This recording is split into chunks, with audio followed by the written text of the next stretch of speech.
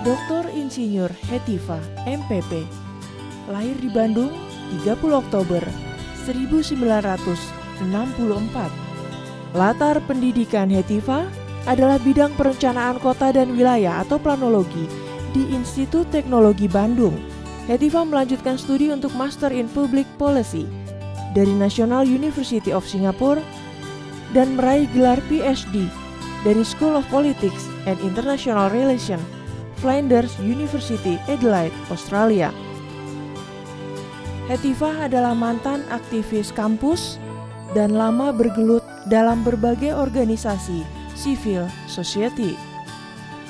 Hetifah pernah menjadi ketua himpunan mahasiswa serta ketua Ikatan Alumni Planologi ITB dan merupakan salah satu pendiri AK3 Pusat Analisis Sosial, Perkumpulan Inisiatif, serta B-Trust Advisory Group untuk reformasi kebijakan publik dan tata pemerintahan.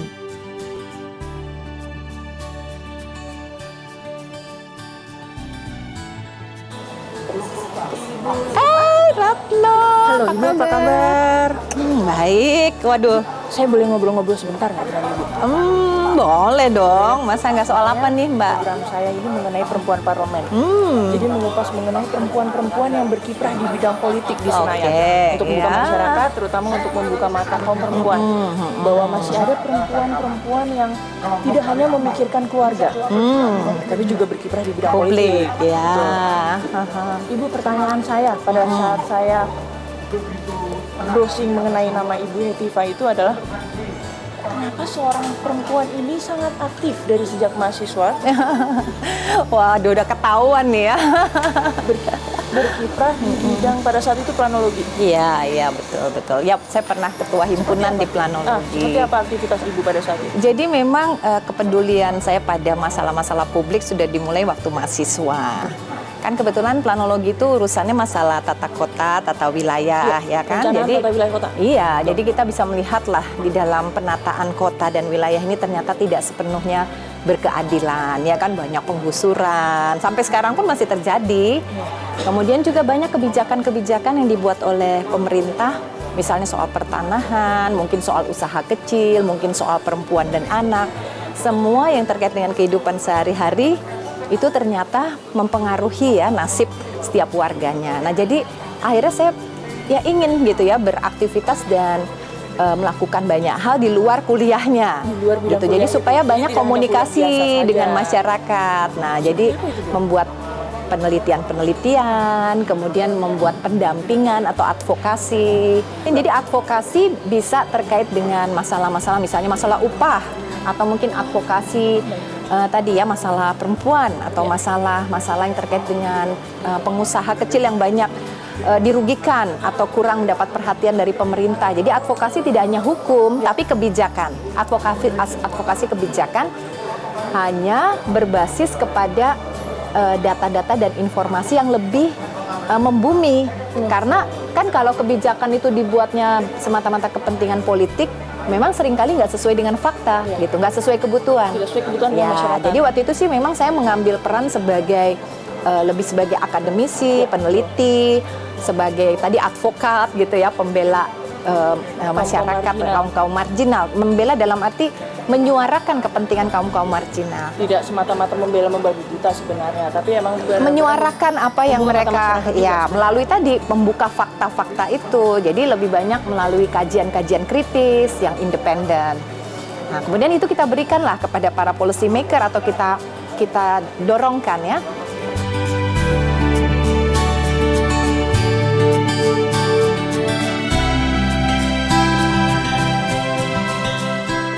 Misi pertama mendorong kepemimpinan berbasis kompetensi. Betul. Supaya yang jadi pemimpin tuh bukan hanya yang punya uang aja, hartawan aja ya, tapi juga orang-orang yang memang punya pengetahuan dan punya pengalaman terkait dengan masalah-masalah pengelolaan wilayah itu atau politik gitu kan. Terus kemudian yang kedua, saya tuh ingin mendorong lebih banyak perempuan ya untuk bisa berkiprah di dunia publik dan pengambilan keputusan tadi. Di dalam hal pendidikan juga mereka nggak kalah, sangat berkualitas. Mereka juga banyak yang mumpuni, Ya, banyak yang mumpuni. keluarga dengan karir juga banyak kok. Nah, memang itu salah satu hal yang sering menjadi penghambat, ya seolah-olah dengan peran domestiknya sehingga kemudian membuat mereka jadi surut langkah gitu. Padahal praktiknya ya kita buatlah supaya kebijakan publik juga lebih ramah ya di dalam pengelolaannya kepada perempuan sehingga nanti perempuan juga jadi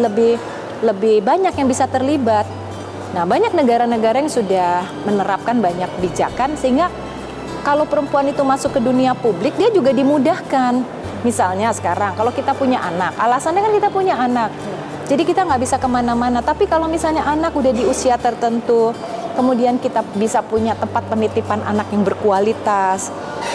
Kemudian juga iya itu akan memberikan kemudahan gitu. Kita tetap percaya, kita juga tetap bisa berkarya untuk publik. Kalau di banyak negara tuh udah menjadi satu komitmen memberikan layanan penitipan anak yang berkualitas dan terjangkau bahkan gratis di mana-mana gitu supaya perempuan juga jadinya tenang kalau ingin meninggalkan anaknya, bahkan malah senang karena anak di situ juga diberikan fasilitas yang baik, gizi yang baik, ditunggu juga oleh atau dengan pengawasan yang baik.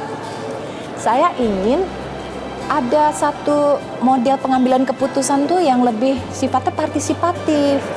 Jadi semua orang gitu ya, semua komponen itu harusnya di dalam mengambil keputusan, apakah itu tadi di kota, di provinsi, ataupun di negara pun, itu harusnya ikut terlibat. Gitu, jangan yang ngambil keputusan tuh sekelintir orang dan dia punya kepentingan. Apalagi kalau kepentingan politiknya itu vested interest tuh artinya kepentingan sempit dia. Harus dibuat kebijakan itu melibatkan berbagai komponen sehingga mereka juga punya suara, punya kesempatan mempengaruhi. Nah, hanya susahnya kelompok-kelompok marginal gini tidak semuanya kan terorganisir. Termasuk ibu rumah tangga. Misalnya dari ibu rumah tangga punya kepentingan, saya pengen punya penitipan anak yang bagus. Tapi ibu rumah tangga itu juga tidak terorganisir loh. Gimana cara dia mengemukakan kepada bupati wali kotanya? Saya harus melalui apa? Saya pengen punya penitipan anak yang murah, yang bagus. Memberikan Caranya gimana? Nah, ini yang saya pikir terus gitu. Pedagang kaki lima di Solo itu, mungkin Solo kan satu-satunya kota saat itu yang punya dinas untuk PKL. Kalau yang lain-lain, kota lain, itu yang ada itu Satpol PP. Jadi Satpol PP kalau ada PKL langsung dia tugasnya membersihkan PKL. Kalau di Solo dia punya dinas pedagang kaki lima, artinya dinas ini SKPD yang bisa punya anggaran. Anggarannya itu dipakai untuk melakukan pemberdayaan dan penataan, bukan cuma penggusuran. Tapi bukan cuma kaki lima, saya amati berbagai kelompok marginal lainnya. Bahkan termasuk PSK, itu mereka punya asosiasinya dan saya kira cara kita menangani dengan tepat itu akan sangat kalau itu sifatnya partisipatif akan tepat kebijakannya, Mbak. Mengenai bagaimana kesibukan ibu dan di sela-sela kesibukan ibu juga tetap bisa concern dengan keluarga. Ibu memiliki 4 itu wajib sih ya, gimana? Iya. Karena soalnya tanpa kerelaan keluarga. Betul. Sulit untuk kita bisa mengekspresikan apa yang mau kita mau karena kita selalu pikirannya jadi kita lanjutkan setelah terpecah. pariwara berikut ini. Ayo kita jalan-jalan lagi. Ya.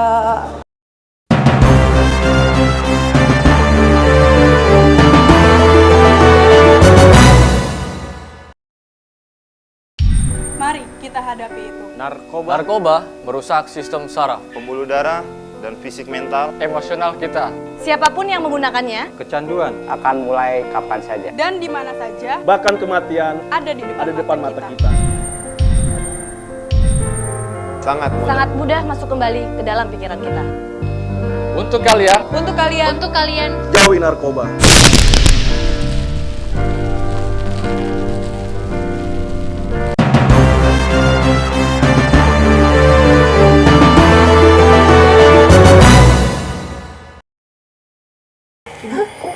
Ini kan di ruangan si Golkar. Iya. Kenapa memilih Partai Golkar sebagai tempat kendaraan politik ibu? Iya, betul. Waktu itu kan tadi saya cerita ya tahun 2009 itu Iya. ada satu keterbukaan. Jadi banyak sebetulnya partai-partai yang sangat membutuhkan kader-kader perempuan tambahan. Kader perempuan, ibu Iya. berkompetensi, memiliki kapabilitas. Ya, mungkin itu relatif lah ya, tapi itu menariknya kenapa saya pilih Golkar gitu. Saya lihat di antara berbagai partai, tentu saja nggak hanya Golkar yang tadi ya membuka diri kepada perempuan, tetapi satu kelebihan dari Golkar, pertama dia partai yang terbuka.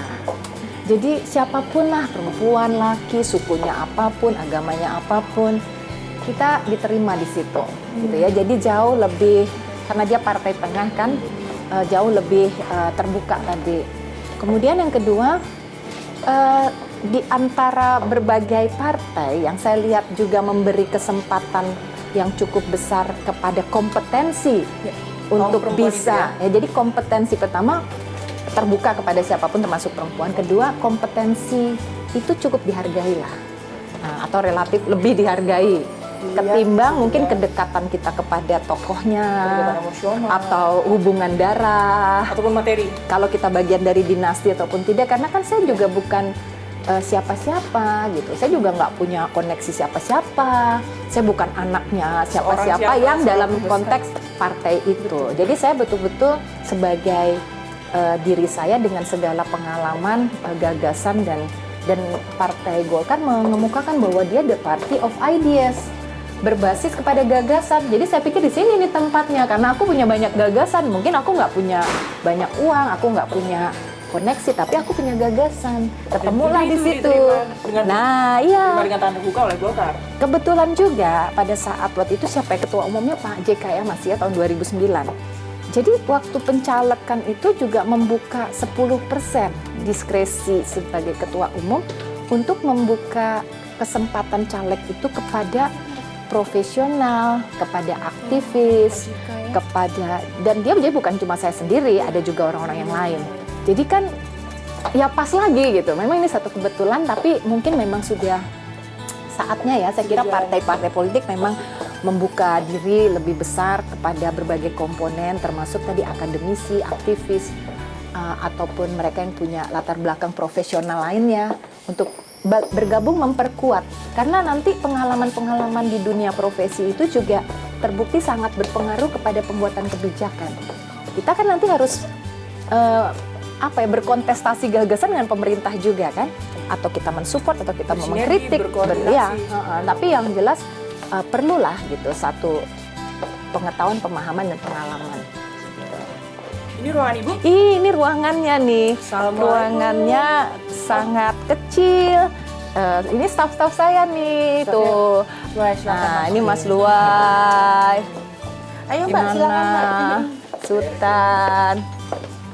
Ya, Trisna, ayo masuk. Mana Bani, ada satu lagi nih. Bani. Ya, begini. Kita kan sekarang punya 7 staff gitu.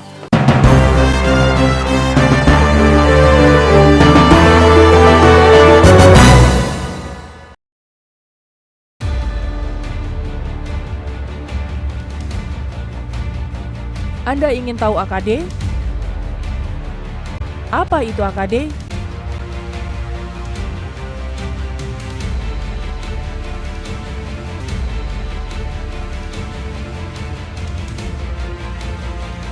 Saksikan Mengenal Alat Kelengkapan Dewan atau AKD hanya di TVR Parlemen.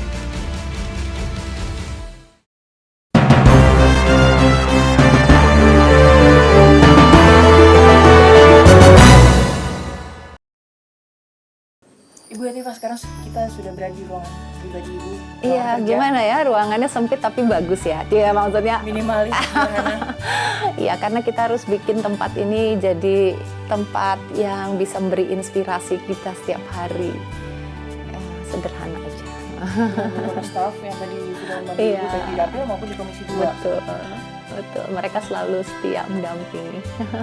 Kemudian selain staf yang setia mendampingi, tentu ada Nah, keluarga itu yang setia mendampingi. Yang dari tadi saya sebenarnya penasaran, pengen nanya. Ibu yang sangat capable, ibu yang sangat concern dengan Komisi 2, ibu juga concern dengan dapil Kalimantan Timur dan Kaltara, iya. Tapi juga mempunyai anak-anak yang ada berapa anak? 4 seperti Anak saya 4, putri semua. Putri semua, dan itu Iya. anak-anak yang Di pelanjut ya. pandai. Insya Allah ya yang saya rasakan sih mereka anak-anak Pola yang parentingnya itu? mandiri. Jadi pola parentingnya sepertinya yang kami utamakan saya dan suami, gitu ya. Pertama tentunya memberikan mereka kepercayaan. Jadi keluarga kami itu keluarga yang demokratis. Sejak awal selalu memberikan kesempatan kepada mereka untuk ikut mengambil keputusan-keputusan apapun yang menyangkut diri mereka. Sekarang pun misalnya sampai mereka memutuskan mereka mau sekolah di mana ataupun apa ya, tugas kita kan membimbing. Tapi diusahakan ya termasuk apapun lah gitu, apapun tentang kehidupan mereka sehari-hari umumnya mereka putuskan sendiri. Pada saat ibu menjadi orang tua, sejak mahasiswa kan memang sudah aktif. Sejak mahasiswa sudah aktif, kemudian menjadi orang tua, sempat nggak anak-anak pada saat masih kecil tuh protes gitu, ibunya sibuk atau bagaimana bagi waktunya ini? Iya, anak kecil kadang-kadang nggak bisa protes ya. Nah itu yang karena dari awal mungkin kita sudah ya saya dan suami kan kebetulan dua-duanya juga backgroundnya aktivis. Jadi kita sebetulnya sejak awal sudah menyadari ya. Oleh sebab itu yang paling penting adalah bagaimana saling mengisi. Jadi kita bergantian. Nah sekarang walaupun pertama tadi makanya saya bilang kerelaan keluarga itu sangat penting. Bukan cuma kerelaan suami, tapi kerelaan anak-anak juga. Nah sejak awal itu kita sudah mengkomunikasikan jika kita berkiprah di politik apalagi ya. Berarti ada konsekuensi. Konsekuensi logisnya itu harus bisa pahami bersama sejak awal. Jadi ketika saya dilantik pun wah mengharukan gitu kan, bagaimana misalnya anak saya yang paling besar juga membuat sebuah surat di Facebooknya. Ya intinya menyatakan bahwa dia menyadari betul bahwa saya sudah bukan milik mereka semata-mata. Gitu. Jadi saya sudah menjadi milik masyarakat Kalimantan Timur dan Kalimantan Utara, bahkan ibaratnya karena kita itu mewakili ya rakyat Indonesia juga. Jadi harus sudah ya jadi terharu ya, maksudnya sudah sejak awal menyadari apapun yang menyangkut ya sumber daya kita, apakah itu waktu, pemikiran, materi, itu bukan semata-mata iya semua harus terbagi gitu.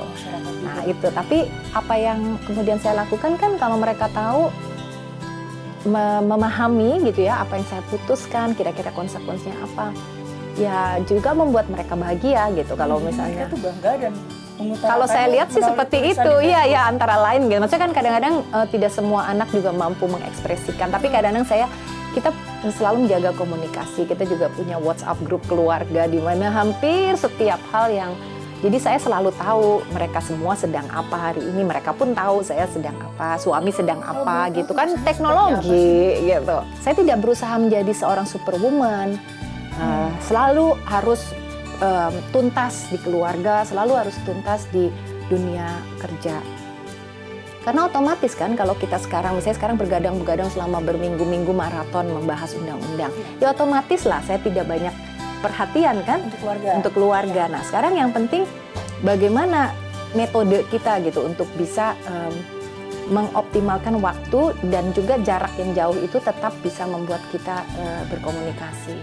Ya itulah saya bersyukur dengan teknologi, dan kemudian saya bersyukur juga bahwa suami saya juga mengisi gitu kan hal-hal yang mungkin tidak bisa saya isi. Jadi seperti teamwork ya Bu. Harus kayaknya kalau nggak begitu susah deh. Dan saya juga yang sangat penting, saya pikir pesan juga untuk perempuan-perempuan lain yang ingin berkiprah di politik. Kalau kita tuh ingin ideal, pasti kita akan stres gitu. Karena kita pengen menjalankan fungsi ganda atau triple fungsi. Kita kan juggling terus kalau seperti itu. Tapi kok kita udah tadi memutuskan saat ini kita memang ini, artinya kekurangan kita di sana tidak harus menjadikan kita stres. Atau kekurangan kita misalnya tadi perhatian, waktu dan segala sesuatunya itu diterima sebagai satu kekurangan. Itu penting ya untuk diri kita supaya kita juga menjadi lebih menerima dan tidak selalu ingin perfect di dalam semua aspek kehidupan. Karena di dalam lingkungan juga bisa membantu perempuan itu sendiri. Ada sosok suami, sosok orang tua. Iya, jadi seperti itu. Ya, iya. Apa adanya kita punya staff, kita punya keluarga, kita punya tadi ya anak. Dan anak kan saling membantu loh. Justru saya tuh sangat terbantunya. Anehnya mereka itu kalau ada satu masalah, Oh, kakak adik. iya adiknya membantu kakaknya membantu. Bahkan saya pun secara pribadi tentu saja banyak misalnya meminta pandangan mereka. Misalnya sekarang kita bicara nih soal isu apa, misalnya soal isu LGBT atau misalnya isu soal kekerasan seksual. Gimana nih pandangan kalian sebagai anak muda gitu ya, sebagai remaja perempuan? Kira-kira apa ya, kita bisa minta juga masukan-masukan dari mereka gitu. Jadi supaya kita mendiskusikan, ya, jadi mendiskusikan aspek-aspek publik di samping mengasah ini mereka. Terus saya juga jadi dapat masukan. Diskusi yang berkualitas. Jadi sering kalau di dalam, ya maksudnya kita di dalam, apakah itu secara tertulis ataupun kita kalau sempat ketemu. Sekarang udah jarang ya kita bisa ketemu berenam, udah jarang. Jadi ya itu suatu kemewahan lah kalau bisa bertemu berenam. Kebetulan juga ya mungkin anak yang saya yang paling besar sekarang juga sedang studi di LSE, di London School of Economics, bidangnya juga terkait dengan public policy. Jadi dia iya, tapi lebih ke ekonomi. Namun banyak, misalnya dia juga belajar soal ilmu politik. Akhirnya kita juga kadang diskusi, waduh ini mau ujian gitu kan, gimana bicara. Terus sekarang mau ujian misalnya terkait dengan soal ekonomi, bagaimana mengukur ketimpangan, kemiskinan dan sebagainya. Saya juga jadi belajar dari dia juga kan. Bukan berarti saya lebih tahu ya, tapi ini satu hal yang menarik gitu, bahwa kita di dalam keluarga itu juga seperti partner dalam diskusi dan pengambilan keputusan di keluarga tuh. Menarik sekali bagaimana keluarga itu bisa saling membina hubungan dengan baik. Meskipun ibu ada di Jakarta, anak-anak sudah ada di Bandung, ada yang di Inggris, ada yang di Madrid yang paling kecil. Aduh. Mengenai keluarga sudah. Membagi waktu antara keluarga dengan pekerjaan. Sekarang membagi waktu antara tugas-tugas ibu di Komisi 2 yang tidak ada habisnya. Sekarang lagi ngebahas undang-undang apa, Bu? Sekarang sih saya lagi lega nih, karena baru kemarin kan kita sudah mengambil keputusan tingkat 1. Tapi sebelum itu berminggu-minggu di dalam panja, apalagi di panja itu di DPR saya bilang satu-satunya perempuan yang selalu hadir rapat. Jadi kalau nggak hadir juga rasanya kita ada rasa bersalah ya, karena suara seorang perempuan di dalam konteks politik itu juga jadi sangat penting untuk terakomodir dalam undang-undang itu. Ya tentunya kita jalani ini karena memang kita ingin dapat suatu pengaturan hukum yang kalau nggak sempurna ya pokoknya jauh lebih baik dari yang sebelumnya lah. Itu membagi waktunya bagaimana, Bu? Antara Komisi 2, tugas-tugas di Komisi 2, tugas-tugas legislasi dengan Ibu menjenguk daerah pemilihan. Kan kita ada di dalam DPR juga sudah dibuat jadwal. Jadi seperti kemarin kita ada namanya masa reses. Kemudian ada juga masa-masa seperti kunjungan dapil tuh weekend. Biasanya weekend. Terus bisa di hari Jumat, Sabtu, Minggu lah gitu. Tapi kalau misalnya ada event-event khusus, ya kita usahakan untuk bisa hadir juga di dapil. Karena banyak juga kesempatan untuk kita berkomunikasi ya dengan seperti apa, Bu, suara di konstituen. dapil? Dari Kalimantan Timur dan Kalimantan Utara, apa yang jadi concern mereka untuk disuarakan oleh Ibu di Senayan? Banyak ya, tapi yang paling penting, pertama kan itu kan mereka itu satu daerah penghasil sumber daya alam yang sangat luar biasa. Sumbangannya ke nasional itu sangat besar. Tetapi sekarang kondisi mereka itu sangat membutuhkan perhatian. Jadi seperti masalah infrastruktur itu belum sebaik yang diharapkan. Malah banyak daerah-daerah yang bisa dibilang terbelakang. Apalagi di daerah-daerah pedalaman, daerah terpencil, daerah perbatasan. Itu kan seperti Kaltara atau Kaltim itu ada sebagian daerah yang hanya bisa kita jangkau atau kita hanya naik pesawat kecil atau kita naik speedboat. Ibu pernah gitu. ke sana? Iya sering. Ibu kunjungin ke sana juga? Sering, karena memang otomatis ya kalau kita tidak berkunjung langsung. Ada daerah-daerah yang kita mungkin harus berpuluh-puluh jam menggunakan speed dengan berbagai resikonya. Karena kita harus melampaui, misalnya kalau kita ingin ke daerah Mahakam Ulu, kita harus melewati 20 riam-riam ganas ya, jeram-jeram seperti itu dengan speedboat yang... Ibu lewatin itu? Ya iya, itu bagian dari, dan saya jadi merasakan resiko yang dihadapi oleh masyarakat kami di Kalimantan itu ya memang seperti itu. Untuk mereka bisa bersekolah, untuk mereka bisa mencari ilmu, gitu. Ada daerah juga seperti misalnya Kecamatan Krayan yang untuk ke Malaysia mereka bisa naik ojek, semacam ojek lah gitu ya, 20 km. Tapi kalau mau ke Indonesia, wilayah lain di Indonesia, harus menggunakan pesawat. Nah, kalau pesawatnya sedang, misalnya karena kita ada usahakan ada pesawat bersubsidi. Tapi ketika misalnya dana subsidi belum berjalan, mereka seperti bisa dikatakanlah jadi terisolir. Nah, ini hal-hal seperti ini mereka sangat tergantung pada Malaysia untuk berbagai komoditas dasar ya, seperti BBM, bahkan juga sembako. Itu pun angin-anginan kalau pemerintah Malaysia masih baik hati mungkin mengizinkan ya adanya transfer barang-barang, jasa barang. Tapi sekarang kalau misalnya mereka sedang ketat, kita kesusahan. Nah, hal-hal seperti ini kan sudah tidak layak dihadapi oleh bangsa Indonesia yang sudah merdeka sekian puluh tahun ini. Nah, itulah yang harus kita suarakan.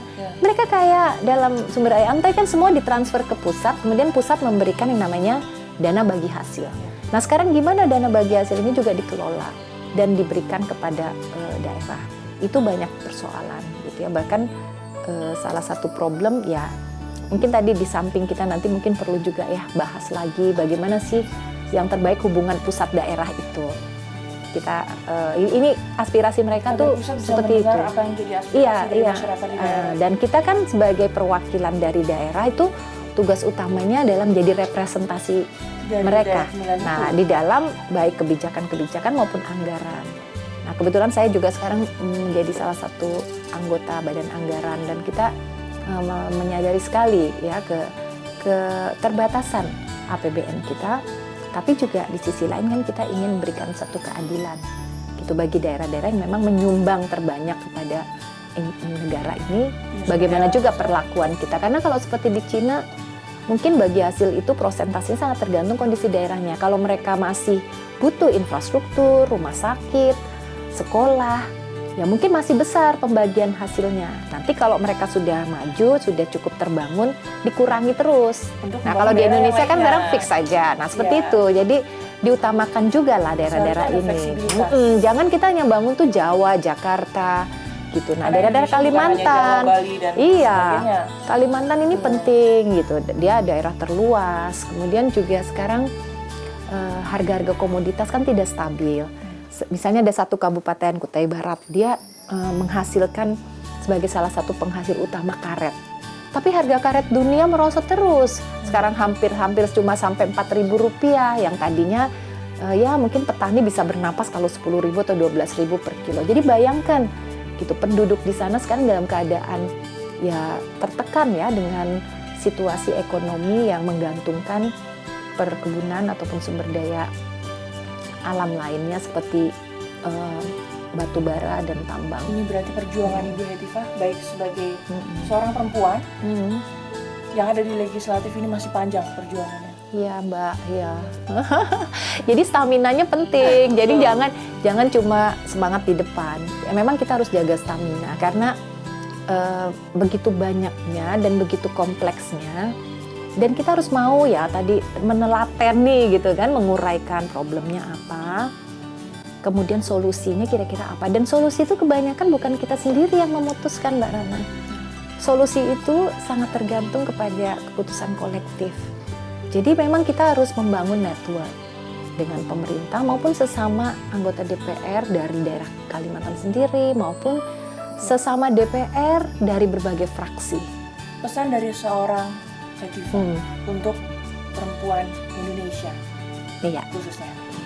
Ya, kita kaum perempuan di Indonesia pertama harus meningkatkan kepercayaan diri kita dulu. Harus memberi sugesti kepada diri sendiri bahwa kita itu mampu, kita itu punya potensi, kita punya kesempatan untuk memilih apakah kita mau menjadi ibu rumah tangga atau kita mau menjadi ibu rumah tangga dan juga gitu ya berkiprah di dunia publik. Kita punya kesempatan untuk memilih pendidikan sampai di mana, dengan jurusan apa. Kita perempuan itu bisa mandiri. Kalau sudah seperti itu gitu ya, tentunya saya mengharapkan semangatnya seperempuan dan kepercayaan diri perempuan itu juga diimbangi dengan peluang-peluang yang dibuka lebih luas, diberi kesempatan lebih luas. Saya berharap partai-partai politik juga memberi kesempatan lebih besar kepada kami kaum perempuan ya untuk berkiprah. Kemudian juga dunia birokrasi juga memberi kesempatan kepada perempuan di birokrasi untuk lebih banyak memimpin. Dan bagi mereka yang beruntung seperti saya, tentunya beruntung sudah mendapatkan kesempatan menjadi decision maker, menjadi pembuat kebijakan. Hendaknya kita ingat gitu bahwa banyak nasib perempuan itu ada di tangan kita juga. Kalau kita perempuan yang sudah mendapatkan kesempatan, maka kita harus membuka pintu untuk perempuan yang lain. Kita ajak lebih banyak lagi kan. Kemudian kita buat keputusan-keputusan yang jelas harus sensitif kepada nasib mereka. Jangan kita buat keputusan yang nanti malahan bukan memperbaiki nasib kaum perempuan sendiri, malahan bisa membuat mereka menjadi lebih sulit kehidupannya. Mereka harus diangkat ya harkat dan martabatnya. Itulah mungkin kita kaum perempuan tidak mudah karena kita harus bekerja lebih keras untuk bisa berhasil. Tapi kalau sudah berhasil pun kita harus selalu ingat gitu bahwa kita kesini ini merepresentasikan siapa, antara lain merepresentasikan sesama perempuan. Terima kasih Ibu Hetifah. Makasih juga Ratna, makasih. Dalam Perempuan Parlemen. Demikian Perempuan Parlemen kali ini. Saya Ratna Amsari dengan Ibu Hetifah Syaifudian. Sampai jumpa. Sampai jumpa. Dalam Perempuan Terima Parlemen. kasih.